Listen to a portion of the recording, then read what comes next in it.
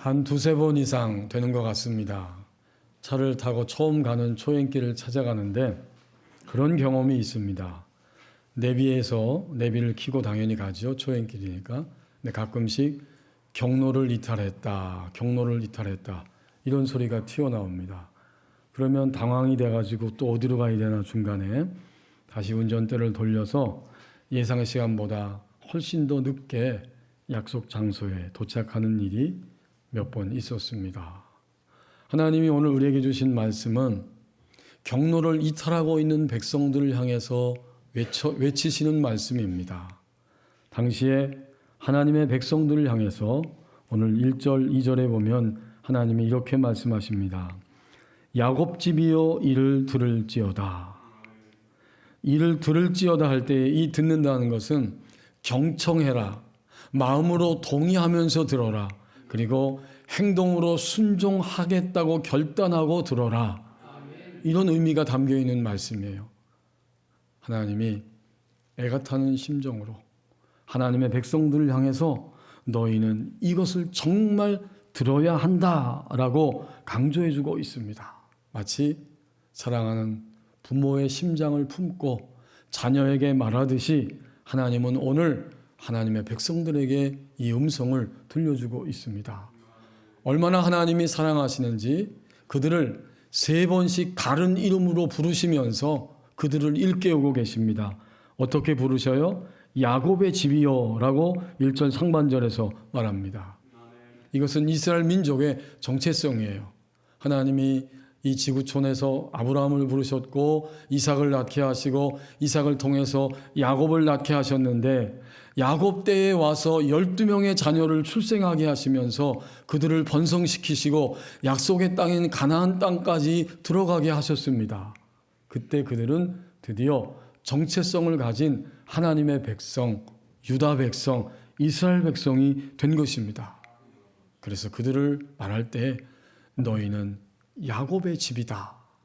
야곱의 이름 그대로 그를 통해서 12자녀를 주시고 그들을 통해서 번성하게 하심으로 약속의 땅에 너희가 들어왔다. 너희의 정체성은 야곱의 집이다. 이렇게 말씀하시고 그 다음에 너희는 이스라엘의 이름으로 일컬음을 받는다. 이스라엘. 이건 굉장히 은혜로운 이름이죠. 우리 교우들이 아시는 것처럼 창세기 32장 28절에 보면 야곱이 천사와 밤새도록 씨름하다가 이제는 날이 밝아오니까 천사가 나로 가게 하라. 나를 축복하지 않으면 내가 당신을 가게 하지 않겠습니다. 그때 하나님이 야곱의 이름을 이스라엘이라고 바꿔서 불러주십니다. 그 뜻은 하나님과 겨루어 이김 이런 뜻이죠. 하나님이 나중에 창세기 35장 10절 말씀에서도 이걸 분명히 말씀하십니다. 이제부터 너는 야곱이 아니고 너의 이름을 이스라엘이라고 부를 것이다. 분명하게 바꿔주셨어요. 하나님과 겨루어 이김. 근데 사실은 이것은 좀 풀어서 설명해야 될 필요가 있어요. 이 말을 풀어서 설명하면 이스라엘 이것은 이런 뜻입니다. 하나님이 다스리소서. 하나님이 하나님의 백성의 삶에 개입하셔서 그들을 형통하게 하심으로 하나님 자신이 진정한 주가 되심을 입증해 주옵소서. 이게 얼마나 생생한 의미입니까? 하나님과 겨루어서 이겼다. 말이 안 되잖아요. 인간이 하나님과 겨룰 수도 없고 겨루어서 이길 수도 없어요.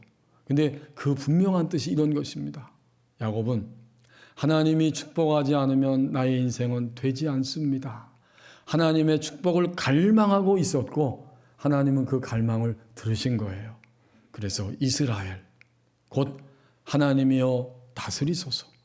하나님 자신의 백성의 삶에 개입하셔서 그들이 진정으로 이기게 하심으로 하나님 자신이 유일한 주권자 주님이심을 알게 하옵소서.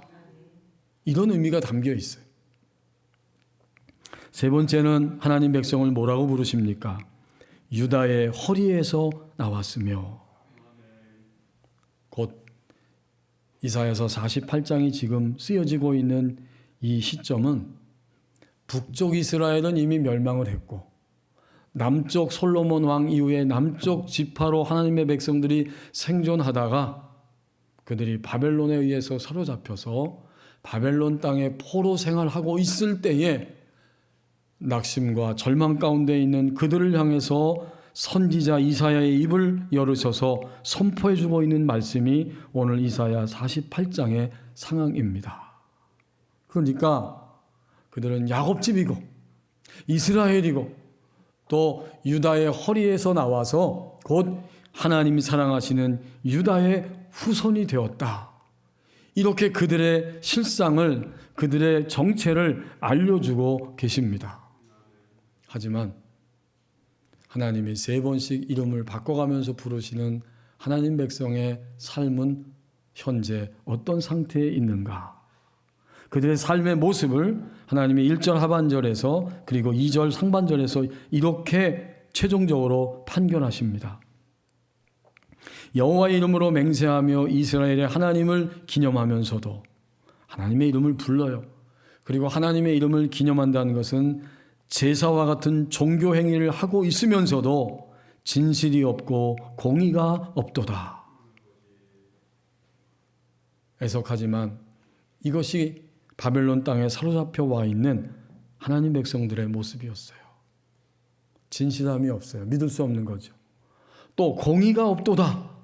이 공의는 의로움인데 이 공의, 의로움은 하나님과의 올바른 관계성이 공의입니다. 그리고 사람들과의 올바른 관계성이 또한 공의입니다. 그리스도인에게 있어서 하나님이 성경에서 말씀하고 있는 공의는 이런 뜻이에요. 하나님과의 올바른 관계성을 가지고 살 때, 너 참 공의롭다, 의롭다. 또 사람들과의 올바른 관계성을 가지고 살아갈 때, 너 참 공의롭다 라고 말씀해 주시는 거예요. 하지만 이들은 진실도 없고 공의가 없도다. 2절에선 뭐라고 말합니까? 그들은 3가지 이름으로 불리우는 하나님 백성 그들은 거룩한 성 출신이라고 스스로 자부하고 있고 이스라엘의 하나님을 의지한다고 그렇게 생각합니다. 그리고 그분의 이름이 만군의 여호와라고까지 주장하고 있어요. 하지만 실제로 그들은 예루살렘 거룩한 성 출신이라는 자부심은 있지만 하나님을 의지하지 않아요. 만군의 하나님이라고 이름은 불러요. 눈에 보이는 세력, 눈에 보이지 않는 모든 세력, 그 힘, 그 군대들의 힘이 바로 만군이라는 뜻이거든요. 근데 그런 모든 세력들 중에 유일한 세력 되시는 하나님, 만군의 여호와 하나님. 그러나 그들은 하나님을 의지하지 않고 살아갑니다. 이것이 하나님의 최종적인 판결이에요. 21세기를 살아가는 영적 유다인 오늘 하나님 백성된 우리들에게 오늘 1절과 2절 말씀은 무엇을 알려주고 있습니까? 하나님을 믿는 나의 삶이, 오늘 하나님을 믿는 나의 삶은 겉과 속이 일치해가는 과정이다. 이것을 알려줍니다. 1절과 2절을 통해서 확인해 봤잖아요. 그들은 거룩한 성 출신, 그리고 하나님의 백성 야곱집 이스라엘 유다의 허리에서 나왔어요. 하나님을 기념하고 종교 행위는 하고 있지만 진실도 없고 공의도 없고 하나님을 의지하지 않습니다. 자, 그러니까 이러한 그들의 모습을 통해서 21세기의 영적 유다인 우리의 실상을 이렇게 보여주고 있는 거예요. 하나님을 믿는 오늘 나의 삶은 겉과 속이 일치해가는 가정 속에 있습니다.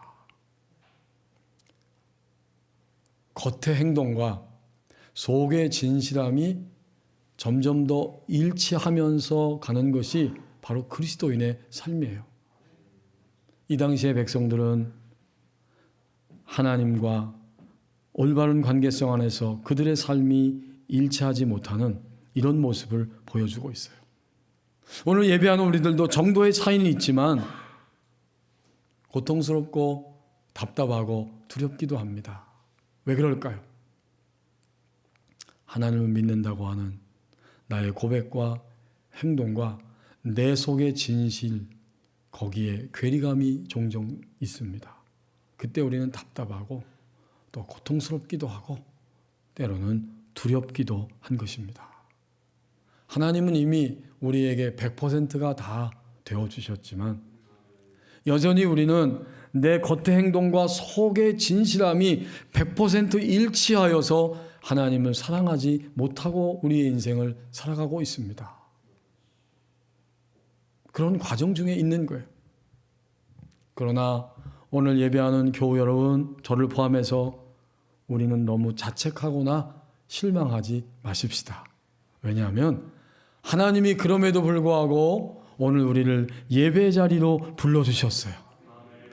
그 하나님 백성들에게 이사야 선지자를 통해서 그들에게 말씀을 선포해 주신 것처럼 오늘 예배하는 우리에게도 이 말씀을 통해서 우리의 실상을 보여주고 계십니다.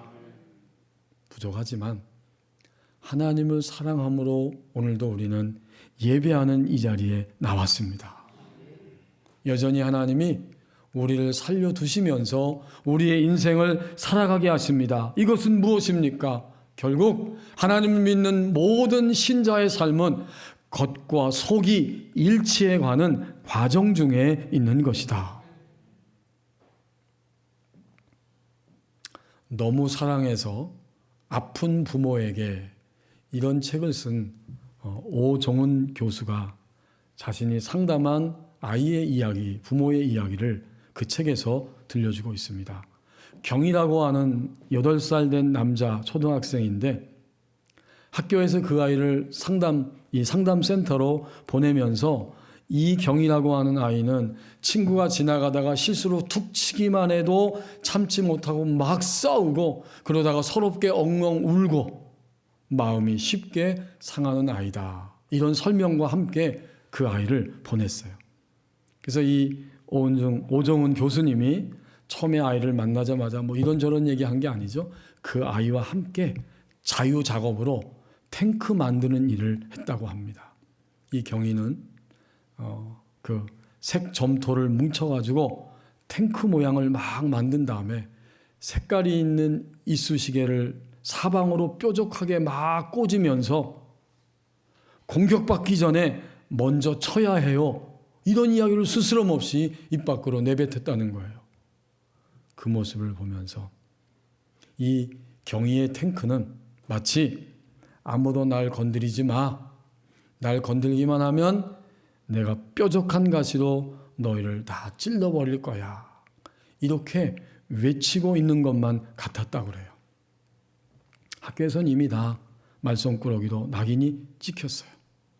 근데 시간이 지나면서 보니까 이 아이는 사실 왜 고슴도치처럼 나를 세우고 친구들을 대하는가 보았더니 친구들이 자기를 싫어하고 무시하였기 때문입니다. 그러나 정확한 실상은 정확히 말하면 친구들이 아니라 자기가 스스로 자기 자신을 그렇게 생각했기 때문입니다. 이제 당연히 부모를 만났어요. 이 경이의 부모는 이런 이야기를 합니다. 어떻게 받아쓰기를 틀릴 수 있을까요? 어렵지도 않은데 말이에요. 아이에 대한 높은 기대, 아이에 대한 그 기준이 굉장히 높다는 것을 알 수 있었어요. 그리고 이야기하는 중에 받아쓰기를 막 연습하다가 엄마에게 혼이 났어요. 제대로 못하니까. 그랬더니 이 경이가 갑자기 쓰다가 말고 일어나서는 주먹으로 자기를 세게 때리면서 바보, 멍청이라고 욕을 했다는 거예요. 좀 심각하죠? 그날부터 이 아이는 순했던 아이인데 화를 내기 시작하고 공격적인 아이가 점점 되어갑니다. 그러니까 처음에는 부모가 아이를 비난했는데 시간이 지나면서 어린아이지만 스스로가 자기를 비난하고 있었습니다. 두 번째로 이 경이의 자존감이 저 바닥까지 간 것은 왜 그런가 상담자의 입장에서 봤더니 경이의 부모가 끊임없이 코칭을 하다가 그 코칭이 너무 지나쳤다는 거예요. 코칭은 좋은 거지만 그것이 너무나 지나치게 될 때 이 경희의 부모처럼 내가 우리 아이는 실수하거나 틀리는 것은 나는 싫어. 용납할 수 없어. 끊임없이 옆에서 고쳐주고 고쳐줘야만 합니다. 그러다 보니까 아이를 바라볼 때마다 잘하고 있어? 지금 시킨 거 제대로 하고 있는 거야? 내 할 일 다 했어라고 일일이 체크를 하고 있었답니다. 이 정도 되니까 경희는 엄마의 말을 더 이상 들을 수도 없고 들을 힘도 없어요. 아이가 점점 처집니다. 그러자 이 경희 엄마는 이렇게 말했다고 합니다. 엄마가 너 학원 보내려고 얼마나 힘들게 일하는지 알아? 너에게 정말 실망스럽다. 이 말을 들었을 때 이 어린 경희의 마음은 어땠을까요? 상담자의 표현대로 하면 자기는 나는 부모를 절대 만족시킬 수 없는 나쁜 아이다. 이런 생각을 하면서 죄책감을 느꼈을 것입니다. 여러분 어떤 생각이 드십니까? 사랑은 해요. 부모도 아이도 서로 당연히 사랑은 하는데 그 사랑 때문에 너무나 아픈 겁니다. 저는 이 글을 읽으면서 생각하게 되었습니다. 사랑은 본질인데 서로 사랑을 표현하고 해가는 과정에 있어서 지금 고통이 있는 것은 진정한 사랑이 무엇인지를 찾아가고 있는 일치의 과정 중이다. 이런 생각을 하게 되었습니다. 하나님이 우리를 사랑하십니다. 우리도 하나님을 사랑함으로 오늘 예배 자리에 나와 있습니다. 그러나 여전히 고통이 있고 두려움이 있어요. 우리의 겉과 속이 일치해 가는 과정 중에 있습니다. 자, 이러한 하나님의 백성들의 모습을 하나님 바라보시면서 이제 3절과 4절에 보면 그들의 실상이 드러나게 하시고 그들 스스로가 자신들의 실상을 발견함으로 모든 묶임에서 빠져나오기를 원하고 계십니다. 3절에 보니까 하나님이 내가 예로부터 처음 일들을 알게 하였다. 내 입에서 그것들이 이미 다 나갔다. 또 내가 그것들을 다 너희에게 이미 듣게 하였는데 결과는 어떻게 됐느냐? 그들이 전혀 듣지 않았기 때문에 3절 끝부분에 내가 호련히 행하여 그 일들이 이루어졌느니라. 어떤 일들이 이루어졌다는 걸까요? 지금 비참하고 희망이 보이지 않는 묶여있고 매여있는 바벨론 땅에 너희가 사로잡혀 올 수밖에 없는 이 일이 이루어졌다. 근데 하나님은 그 전에 아무런 경고가 없이 그렇게 행하신 게 아니라는 거예요. 3절에 보면 예로부터 처음부터 너희가 빗나가기 시작할 때부터 내 입에서 그것이 나가고 나갔다는 거예요. 그러나 전혀 그들은 자신들의 실상에 대해서 관심도 없고 생각하지도 않고 무지하다가 바벨론 땅에 떨어졌을 때예요. 자신들의 비참한 실상을 지금 보고 느끼고 있는 거예요. 4절에 보면 하나님이 그들의 실상을 이렇게 밝혀주고 계십니다. 내가 알거니와 하나님 당연히 다 아시죠. 너는 완고하며 내 목은 쇠의 심줄이요 내 이마는 노시라. 하나님이 그들의 실상, 오늘 예배하는 나의 실상을 낱낱이 알고 계시는 거죠. 그러면서 너는 고집이 세다. 내 목은 쇠의 심줄이다. 이거 우리 부모님들이 종종 하셨던 말씀 아니세요? 우리 아들은 쇠심줄이야. 그 고집은 아무도 못 꺾어. 전혀 듣지도 않고 꿈쩍도 안 해. 그런 이야기예요.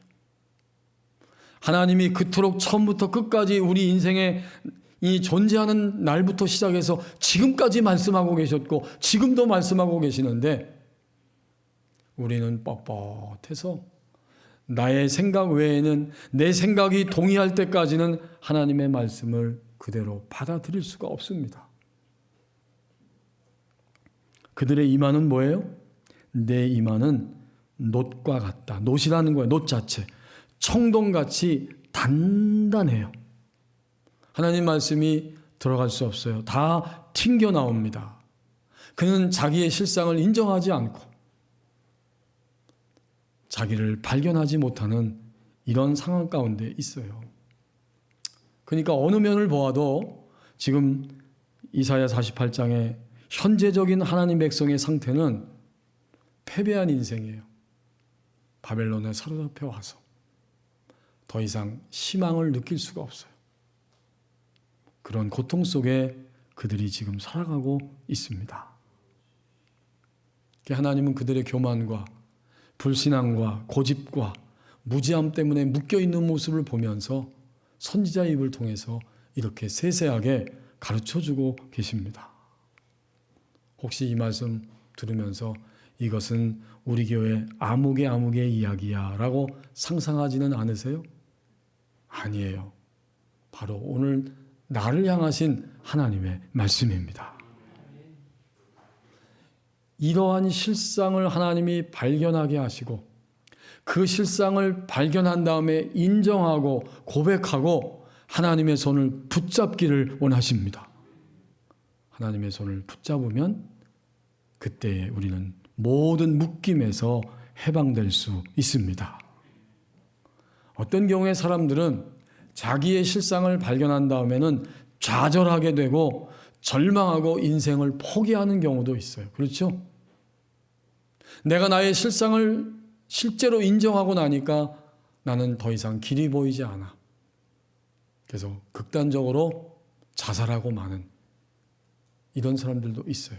그러나 하나님의 백성들은 자신의 실상을 발견하게 하실 때에 그것을 인정하고 고백하는 것입니다. 그리고 나서는 하나님을 향해 손을 내밀고 하나님의 손길을 붙잡는 것입니다. 그러면 인생의 어떤 묶임 가운데 있었을지라도 하나님은 그 묶임에서 해방시켜 주십니다. 거기서 빠져나올 수 있게 하신 것이 하나님의 능력입니다. 좀 전에 나누었던 이 경희와 그 부모에 대한 이야기가 계속 이어집니다. 이 상담하면서 이 상담자는 아이와 끊임없이 놀아주기 시작했습니다. 근데 이 경희는 놀면서도 가끔씩 중간중간 내가 잘했나 잘못했나를 막 평가하고 판단하고 있더랍니다. 그리고 어느 순간에는 이것보다 좀 더 어려운 거, 이것보다 훨씬 더 좋은 거, 더 사람들한테 인정받을 수 있는 거, 이걸 내가 해야 돼 라고 자기의 수준보다 더 높은 놀이를 선택해서 그 놀잇감을 가지고 세우려는 이런 일이 많았습니다. 하지만 그러다가 금방 실패하고 말아요. 실패하고 나면 또다시 풀이 죽어서 더 이상 도전하지 않는 이런 모습을 끊임없이 반복적으로 보여줍니다. 이때 상담자는 자존감이 낮은 경희를 돕기 위해서 뭘 했을까 봤더니 기준을 낮추는 일을 했습니다. 기준을 딱 낮추면 성공하는 경험이 늘어나게 되고 성공 경험이 점점 증가하게 됩니다. 이 아이가 한 번 성공했어요. 경희가 또 한 번 성공할 때마다 내가 해냈다. 경희 내가 이것을 한 거야 라고 옆에서 진정으로 기뻐해 줍니다. 그랬더니 경희는 점점 힘을 얻고 용기가 나서 더 기쁜 마음으로 그 다음 일들을 성취하고자 하는 이런 자신감을 보여주었고 이제 아이가 공격적이 아니고 이 아이는 점점 주도적인 아이로 변화하기 시작했습니다. 그러면서 상담자가 말하기를 성공하는 경험이 재미있는 것은 정말 성공해야만 느끼는 것은 아니라는 데 있습니다. 이런 말을 하더라고요. 한 번은 컵을 높이 쌓는 일을 경희와 함께 하는데 경희가 하다가 실수해서 컵을 툭 쳐서 몇 개가 딱 무너졌어요. 그때 어떻게 해야 될까요?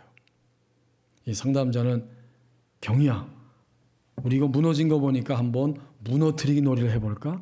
이랬더니 신나서 선생님과 함께 쌓았던 그 컵탑을 와르르 무너뜨리는 이런 일을 하게 되었습니다. 그리고 신나게 놀더라고요. 자, 그러니까 실수해도 성공한 것이 될 수 있는 이유는 기준이 달라졌기 때문입니다. 완벽하지 않아도 돼. 그 정도면 충분히 가능해. 이러면서 성공 경험이 점점 증가하기 시작했어요. 지금 그 아이는 그런 성공 경험을 통해서 점점 자존감이 새롭게 회복되고 있었습니다. 그게 뭘까요? 자기를 묶고 있는 묶임에서 아이가 설명은 못해도 그 실상을 자기가 느끼게 되는 것이고, 그리고는 거기서 점점 빠져나오고 있었던 것입니다. 그 아이의 모습을 이렇게 글을 써서 표현하면서 이 상담자는 자신의 이야기도 들려줍니다. 언제부터였을까? 나 스스로 내가 가치 있다고 느꼈던 때가 언제부터였을까? 돌아보니까 정확히 바로 그때부터 시작되었다. 언제?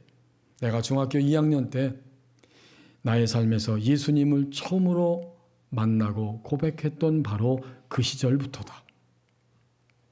그 전까지만 해도 나는 사랑받을 만한 괜찮은 아이라고 생각하지 않고 살았다. 칭찬에 굉장히 인색한 부모님의 인정을 받기 위해서 끊임없이 노력했지만 그래도 그 기대를 채울 수 없어서 나는 여전히 내가 부족한 아이라고만 느끼고 살았는데, 중학교 2학년 때, 굉장히 빨라요. 그때만 해도. 예수님이 자기의 삶 가운데 다가오셨고 자기는 예수님이 구원의 주님이라고 고백하게 되었습니다. 그때부터 자신에 대한 생각이 조금씩 바뀌게 되기 시작했다는 거예요. 예수님은 내가 아무것도 하지 않아도 나를 있는 그대로 사랑해 주셨습니다. 기도 같지 않은 그러한 작은 중얼거림에도 하나하나 응답해 주셨습니다. 또 나를 대신해서 죽으실 만큼 내가 가치가 있다고 나에게 말씀하셨습니다. 여러분, 이 아동부, 영유아부, 청소년부, 이 교육이 그래서 중요한 거예요. 어릴 때부터 예수님이 구원의 주님이심을 고백할 때, 받아들일 때 그 인생은 복된 거예요. 왜냐하면 나를 위해 죽으실 만큼 나는 가치가 있는 존재입니다. 우리 학생부 친구들이 어느 날부턴가 제가 일부 예배 마치고 서재에 앉아 있는데 그 일찍 나와서 8시 조금 넘어서부터 찬양을 하는 거예요. 드럼을 치고 악기를 동원해서 찬양하면서 아이들이 이 예배당 안에서 그렇게 기뻐하고 있더라고요. 제가 너무 감사했어요. 이 아이들이 쉽지 않은 환경임에도 불구하고 예수님이 저 아이들 안에 있구나. 그리고 예수님을 통해서 자신들의 가치를 이렇게 점점 인식해가고 있구나. 너무 감격스러웠어요. 그러니까 이 오정훈 교수님 상담가의 말씀도 그런 거였어요. 내가 그렇게 사랑받고 있다고 느끼는 순간 나는 그 충만함 때문에 가슴이 벅차올랐고 그 감격이 나의 자존감이 되었습니다. 그분이 나를 돌봐주시고 나를 이끌어주시는 손길 덕분에 나 자신이 가치 있게 느껴졌습니다. 이것은 무슨 이야기겠습니까? 실상을 발견하는 경위, 그리고 실상을 발견하는 이 저자의 고백과 경험을 통해서 그들은 모든 묶임에서 빠져나올 수가 있었다고 하는 이야기입니다. 오늘 3절과 4절에서 그들의 실상을 하나님이 낱낱이 알려주시는 이유가 있는 거예요. 내가 말하거니와 너는 완고하며 내 목은 쇠의 심줄이고 내 이마는 노치라. 이렇게 단단한 것이 너희의 실상인데 너희는 지금 바벨론 땅에서 어디에 소망을 두고 무엇에 기대어서 너희의 인생을 살아가려고 하느냐. 너희의 실상을 인정하고 나를 바라보고 나의 손을 붙잡으면 너희는 모든 묶임에서 빠져나올 수가 있다. 하나님이 여기까지 말씀해 주고 계신 거예요.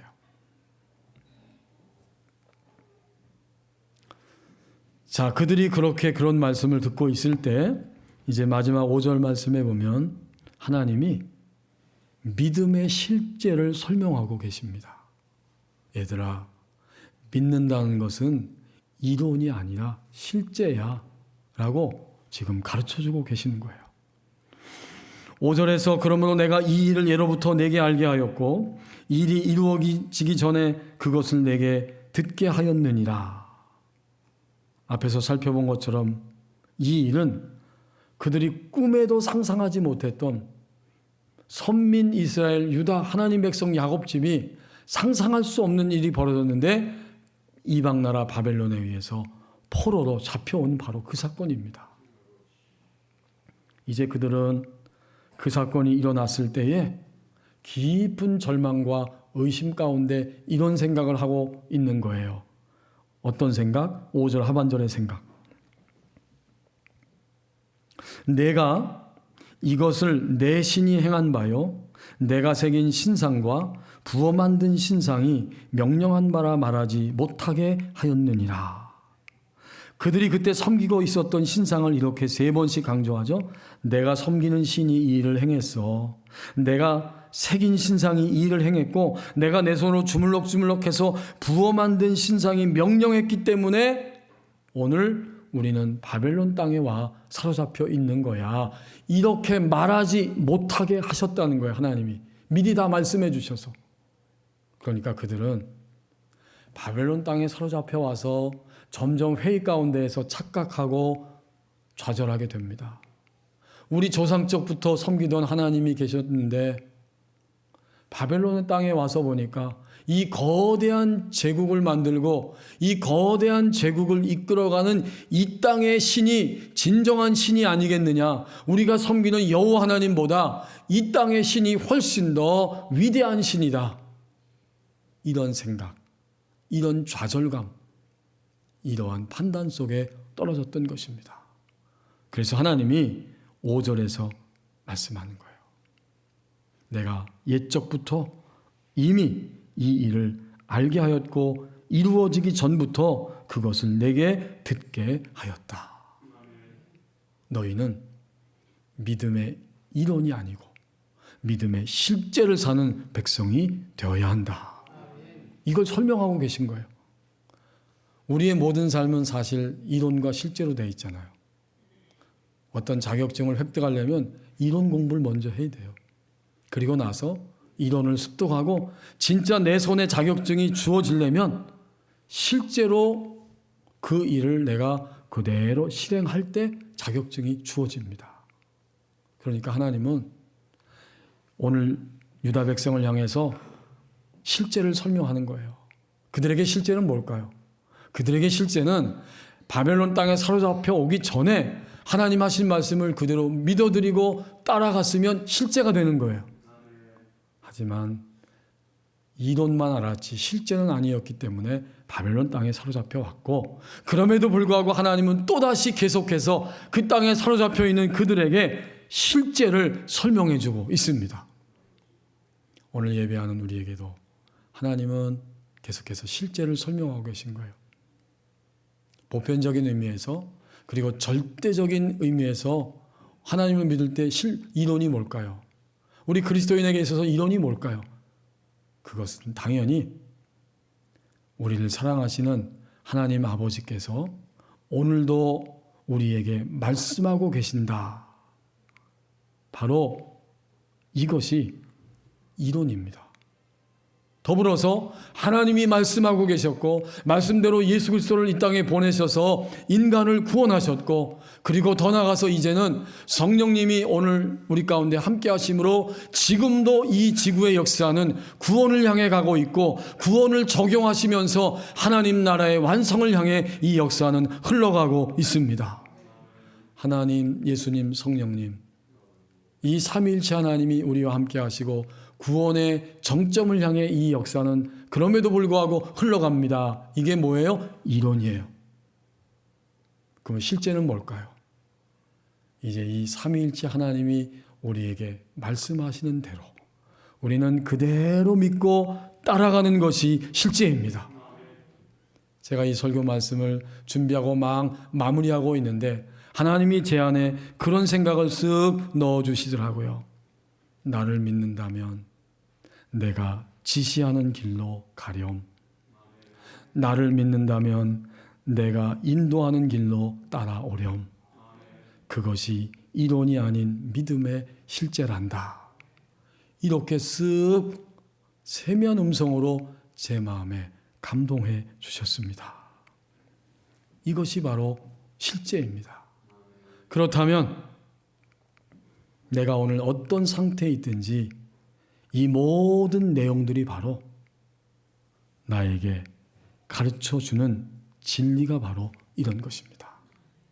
믿음은 이론을 넘어서서 실제가 되는 것이다. 오늘도 나의 상태가 이 진리를 가르쳐주고 있습니다. 기도하겠습니다. 이제 우리 함께 합심해서 기도합니다. 겉과 속이 일치해가는 과정 중에 있습니다. 그럼에도 불구하고 우리는 묶여 있는데 내 실상을 발견하고 주님 손 붙잡을 때 우리는 묶임에서 빠져나옵니다. 하나님 오늘도 우리에게 믿음의 실제를 끊임없이 설명하고 계십니다. 우리 합심해서 함께 기도하겠습니다. 주님 감사합니다.